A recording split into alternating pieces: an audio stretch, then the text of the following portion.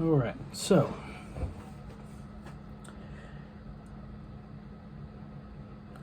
I wanted to share thoughts on this topic because I realize that we have a large problem with people being able to trust the knowledge, the information that they receive from various sources. And that's a result of misplaced trust, or people have traded on their credibility for personal gain, institutional gain. They've taken advantage of people's trust. So there is a very skeptical spirit living in the world. And especially as it pertains to this topic of the topic of Israel and the Jews, and what is meant by that term. And I've seen quite a few people going down a specific train of thought, really trying to pinpoint like a specific definition of a word and identify certain ideas and structures with those words.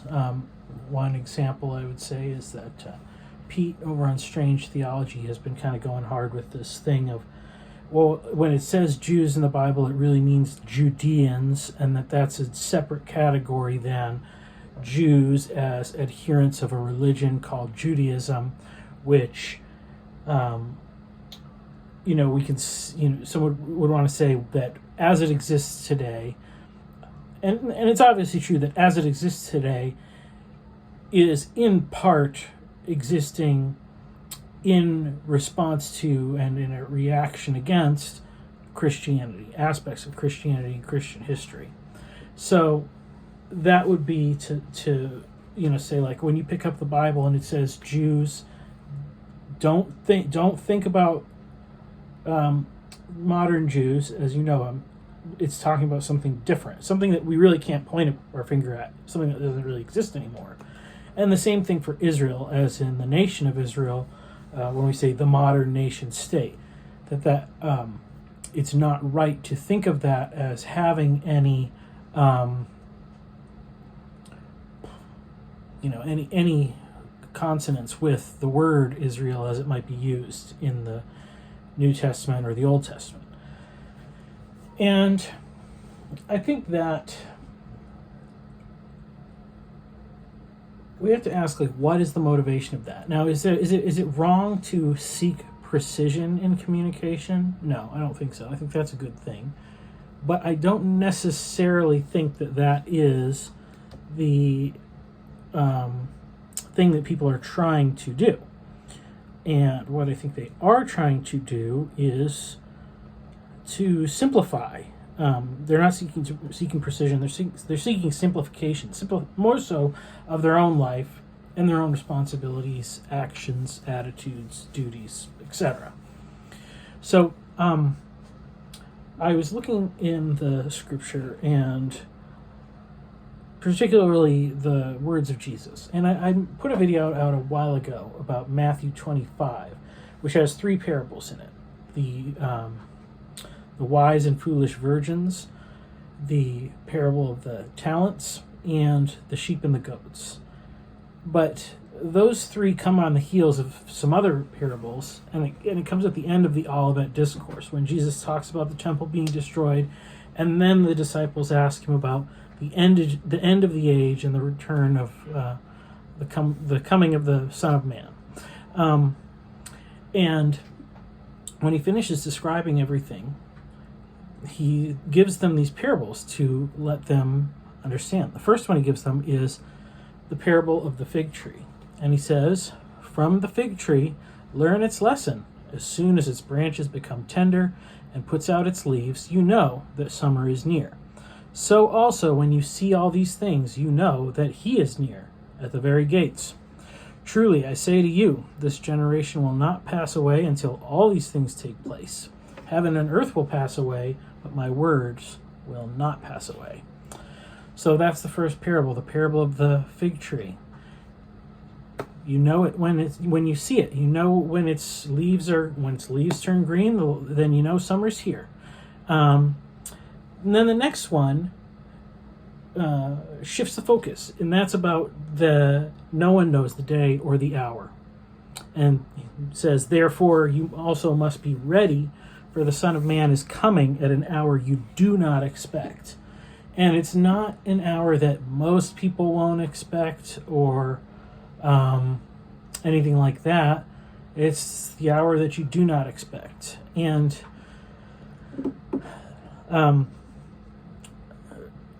which in some ways makes it seem that perhaps it's even still a long way off, as we live in an age where there are very many people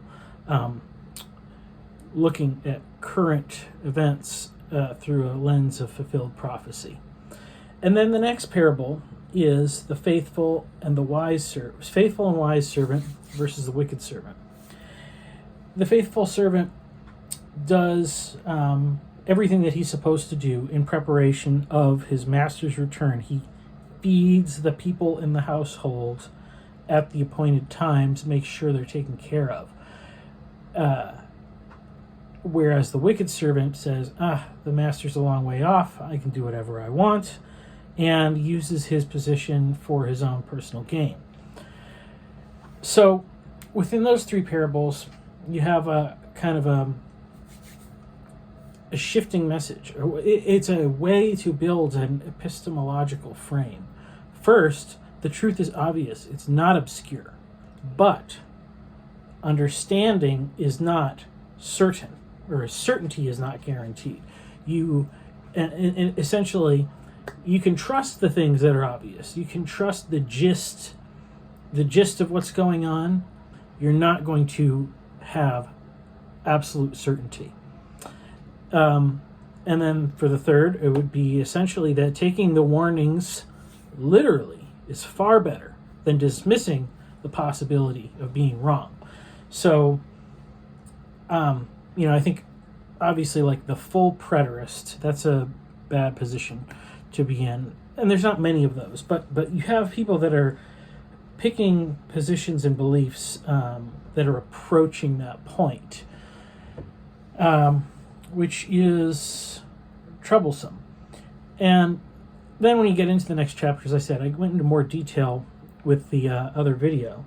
But essentially, you have these shifting frames again, and the frames shift as the scale increases. So when you're standing in front of a tree, it's obvious, hey, green means summer's here, spring is here, whatever. But as it shifts outward, it gets more obscure. So in the chapter 25 parables, the wise and the foolish virgins, the wise ones, so first of all, everybody falls asleep. The wise ones are the ones who do not share. They're wise because they prepared ahead of time. Now the other ones had the opportunity to, and they didn't. And so this is a parable where it's describing the people that are already in the community. The 10 virgins are all selected, but whether they meet the fulfillment depends on how well they prepare for that event. And so the responsibility was on the believers, essentially. And so when the responsibility is on the believers,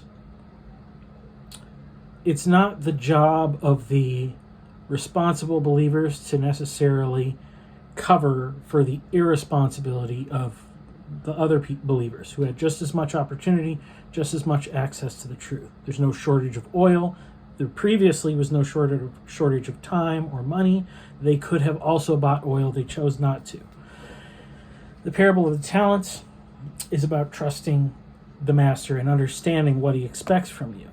And in that one, it's actually saying, if you perceive the master to be a master of retribution and judgment, then that's what you're going to receive. And the interesting thing is what it, because it condemns the servant that hides the talent. Now the other ones make an investment, and their investment brings back a return. What we don't see but we can postulate is that perhaps an investment could be made that fails. And it seems that if we understood the master properly, we would recognize that he would not view an investment that fails as negatively as he regards the servant hiding the coin, because something is still gained. You gain wisdom through failure, through learning, and so essentially that would be an investment. It's already the master has already invested the gold or the talent of whatever it is. It is an investment that he's put in their care. So what they do with it is up to. He's already assumed the risk, so he's prepared for a loss. He's not prepared for nothing. So that's a I don't know. It's a warning. What is it to say? That sometimes inactivity is worse than making mistakes. And if you have wisdom, you should learn how to invest wisely. And of course, it's talking about our time and effort. And then finally, lastly, is the parable of the sheep and the goats, which is the most frightening, the most serious parable, in which those who appear to have said and thought and done the right things are condemned because they overlooked opportunities to show compassion to the master, to the king, whereas those who were outside, weren't even aware of his identity, are upheld as righteous because they gave to those in need, the hungry, the thirsty, the stranger, the naked person, the person in prison. And so it's a pretty clear indication there. So as you go through those frames, what do you get? You get a mixture of things. It's obvious, but then the timing could happen any minute, and then it's asking us to shift our frame back and forth as we get into this thing until you get the full picture. Because when you get the full picture of it, you have basically deception and evil line up on one side, and truthfulness, sincerity, obedience, grace, and compassion line up on the other one. And so the message is verified by the actions. So when we get to this thing about Israel and the Jews and things like that, I think it's interesting because we understand that we have been deceived in a lot of ways. And the reason why Jesus gives these different kind of almost conflicting frames, but not conflicting, because what he's giving us is he's giving us different scenarios in which you can't just apply the same solution statically. You have to adapt your thinking to each scenario. He's inviting us to think deeply and to really look at the whole thing of what it is that we are either praising or criticizing. What are we investing our time and effort in, or what are we dismissing?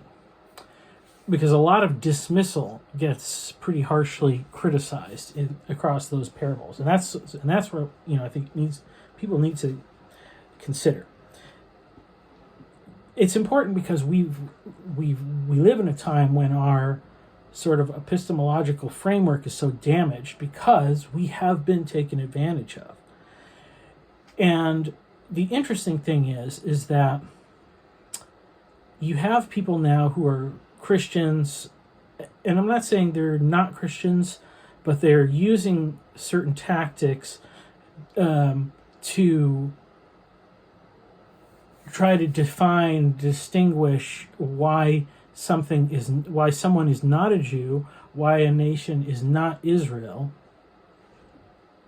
That is very similar to the language of why they were also arguing about why a man is not a woman in just months or shortly ago. They're engaging in the same behavior as the people on the other side.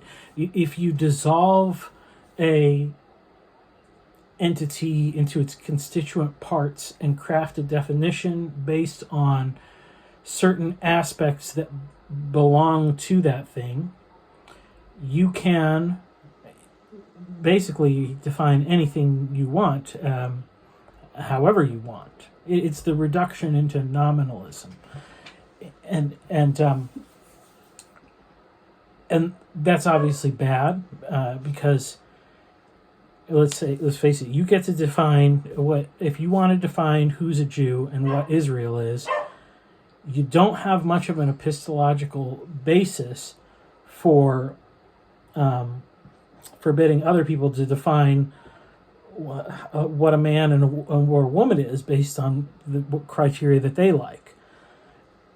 And what I see is that I think the question that they're really trying to answer is what the expert in the law was asking Jesus regarding the Good Samaritan, which is, who is my neighbor? And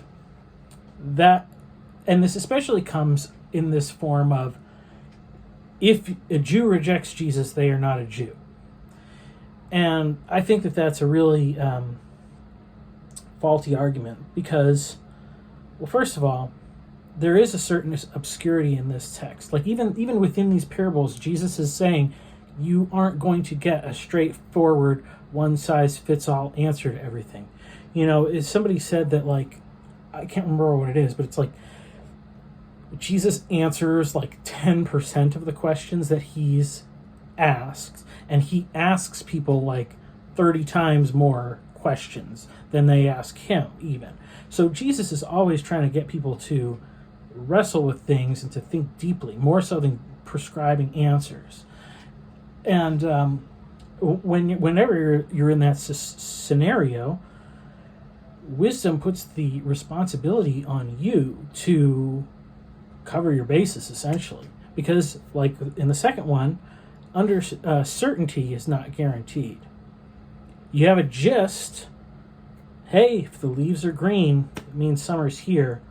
But you can't say for certain when the day or the hour is going to be. And, as in the next parable, it's better to take the warnings literally than it is to bank on the likelihood that nothing's going to come about. So I think that's the thing people are seeking to ask: who is my neighbor?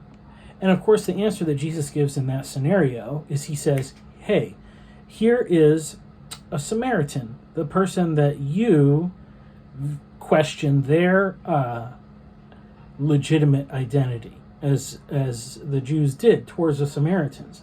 Like, the person that you want to say is not a person. The person you want to say is not a legitimate, has no claim to live in this land, to uphold their beliefs, etc., etc. That's the person who's going to come and show kindness, and not the people who are in the, that are the appointed elect or whatever. And so then again, it's asking us to look at, like, is it because someone has the right label, because they say the right thing, or they say they believe the right thing, or is it something deeper based on the actions? And this should especially concern Christians when they consider, like, their own behavior. How am I acting towards my neighbors? And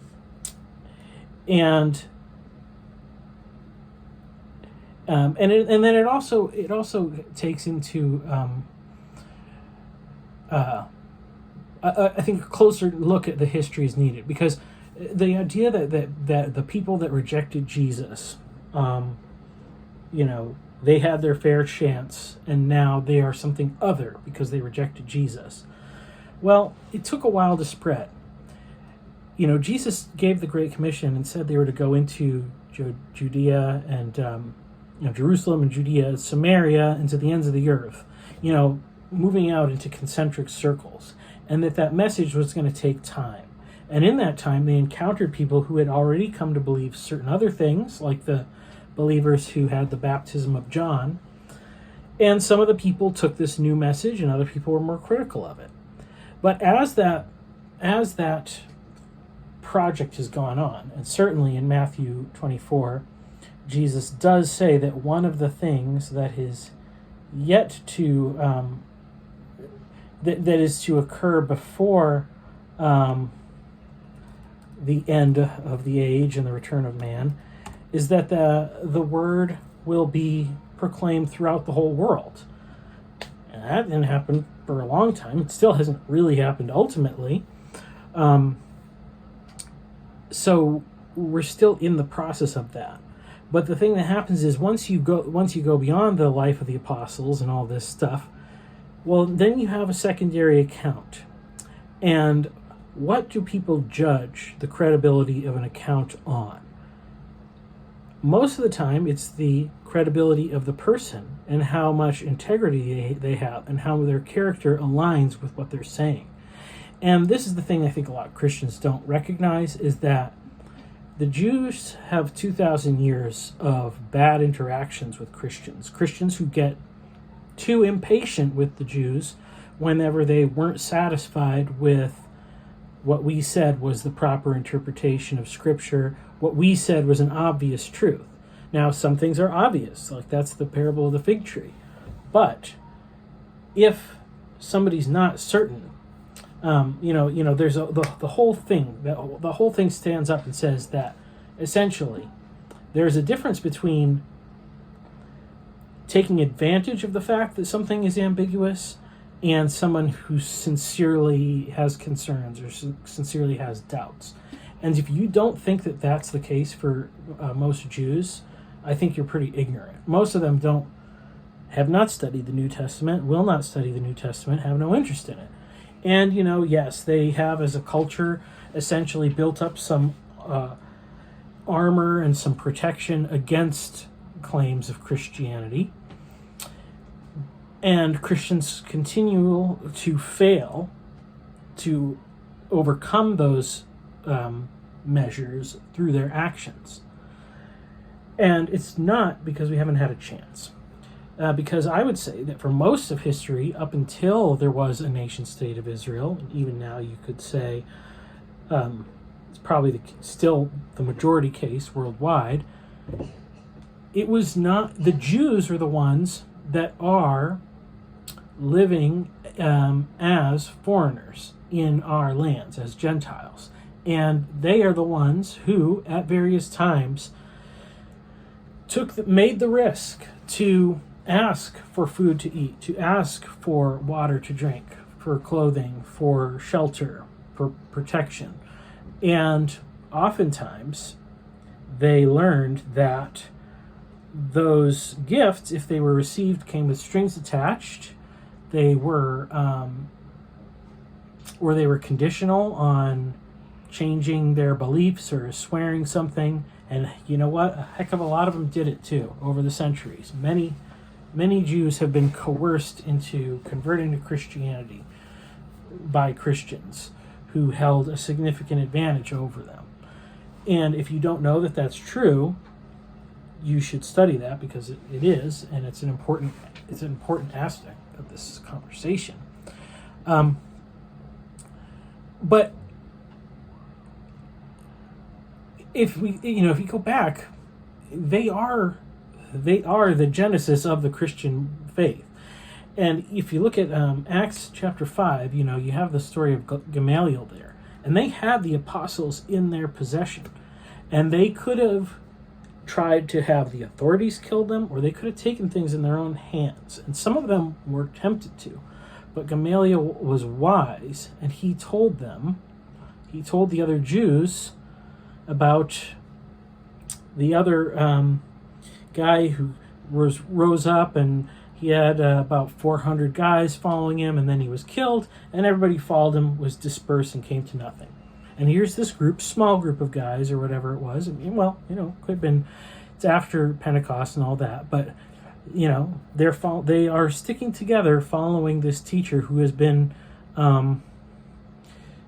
killed, But usually, hey, when somebody dies, usually the movement scatters. So he says, in this present case, I tell you, keep away from these men and let them alone.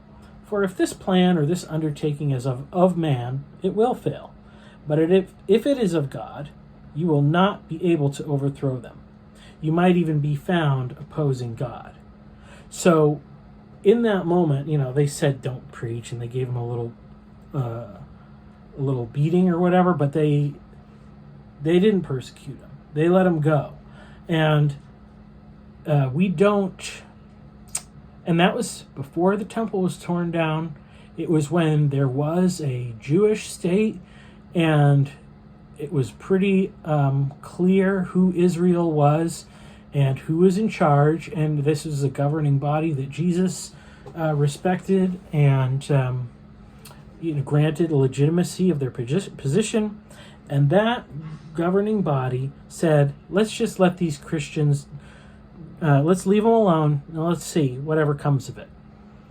So that is a debt that we owe to the Jews from a long, long time ago. And, the whole history is a lot more complicated. Nobody ever talks about the Bar Kokhba thing. There was a lot more unity between Christians and Jews prior to that time. And so to say that, the Jews stopped existing in 70 AD or whatever is not true. And then, whatever, look at all the history after that. If you don't think that the survival of a Jewish people who maintained the Hebrew Scriptures and all this stuff has if you don't think any of that is due to God's providence and His action, I think you're not noticing the color of the leaves. I think you don't know what season it is, or what I think you're ignoring the obvious. All right, I'm going to try to finish this after a brief hiatus. So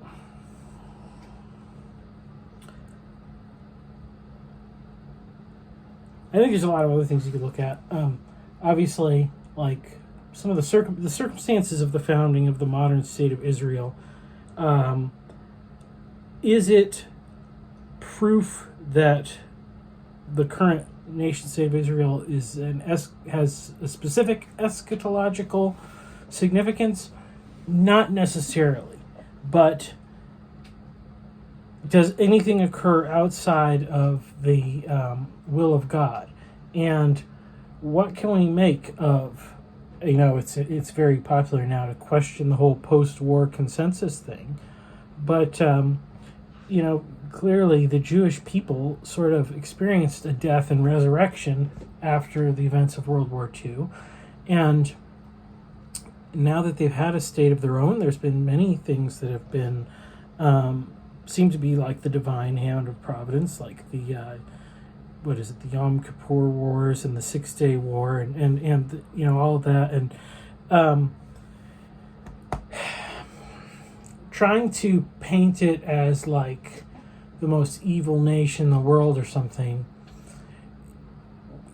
is the pot calling the kettle black for Americans, for sure. Because we benefit from liberties that also allow people to misbehave and do other things, and that's a common circumstance in a lot of countries. But I would say, overall, we would say America is a good country, and as far as the Jews are concerned, for the most part, they would have said that it was better to be a guest in America than in a lot of other countries. And now that they have their own country, I think you should just ask yourself, do you think it's better to be a Muslim living in Israel or a Jew living in many other places? And if you don't know the answer to that, it's pretty unanimous amongst Muslims that live in Israel that they even would rather live in Israel than in many of the Muslim nations that surround it. And part of that is because they do to various degrees, practice the laws that God has given them, and they are faithful to the things that they are given. And in many ways, maybe we can say that in some ways that they miss the spirit of the law for the letter of the law. Some of the things that, the extents that they go to not break commandments or how they interpret things, maybe, you could make a critique of that, but it's hard to say that, that there aren't very many good, godly Jewish people. If you get to know any of them, as I have gotten to know some, I've been very impressed. And even with those who don't necessarily claim to be religious or believers in God, the character of hardworking generosity and being of good character is there. And this is the thing, because when you're trying to hunt down definitions of things and categorize certain things, people certainly have dug up a lot of information about a lot of shady characters in certain industries and made much of the fact that those people are Jewish. But there's also a whole lot of other people from lots of other ethnicities and backgrounds in those industries. If you go, certainly there are a lot of heinous crimes committed by Muslims. Certainly there are many, organized crime syndicates and extortion rings around the world, in Europe and in Asia and in Africa and in Mexico and Central America and South America and all those places. And you can find just as many people doing, and probably more, engaging in all sorts of wicked and illegal things. And when people want to highlight on social media that certain notable criminals or people who promoted crude lifestyles and behaviors have happened to have been Jewish, it's not something they're doing out of a reverence to God, but rather because they have abandoned their belief in God. And so, and it's because everybody wants somebody to blame. People want someone to be the scapegoat. But I think that it's really behooves us to be careful about that. And so, to kind of wrap up, I would say there's nothing wrong with someone erring on the side. I would say it is wisdom to err on the side of caution when you're proclaiming that Jews are not really Jews and Israel is not really Israel. Because if that's the game you want to play, you're opening yourself up to a lot of other really dangerous consequences. And it's probably people don't understand why people are calling that sentiment part of the woke right. That is why. It's the same behavior that people were doing in upholding sexual minorities and all these other sort of things. It's based on the same behavior. It's based on word games. And when you promote it, when you advocate for it, you are simply reducing the amount of trust and credibility that our strained society already has to trade on. And so I think it's really important for us to backtrack from some of that. And I think people do similar things with a lot of other groups too. I've made a post about I was replying to somebody about Mormons and saying, Mormons can't be Christians because they don't have the right metaphysics. And somebody else had said, Christians, historically, it means that you affirm the Apostles' Creed and the Nicene Creed, and if you don't do that, you're not a Christian. The Bible tells you what Christians are. Christians was a title given to followers of Jesus in Antioch, and all that they were told was to baptize people in the name of Jesus and obey his commandments. And Mormons do that pretty well, and a lot of other, fringe groups that don't affirm the creeds also do that quite well. And you just got to be careful, because every time you're wanting to reduce the definition of a word or change it to mean some specific thing, you have to ask why. And I think a lot of times it seems like the reason why is because people are wanting to say, who is my neighbor? And why do they want to say, who is my neighbor? So that they can know who is not their neighbor. And if you know who is not your neighbor, you don't have to love them or care about them. But I think you'd have a hard time saying that straight to Jesus' face if he was standing there in front of you, like that expert in the law did. So there's a lot of other stuff you could go with this whole thing, but that's kind of the basics of what I wanted to say. And it doesn't even have to get into all of the work of trying to define things broadly. It's more about understanding God and how he wants us to communicate with each other and understand him. And it's not about having some super strict definition nailed down. That's not ever how God seems to communicate the message that he's trying to get across. It's not that it's difficult to understand, it's that it's difficult to do, and that's why we don't embrace it. So, thank you.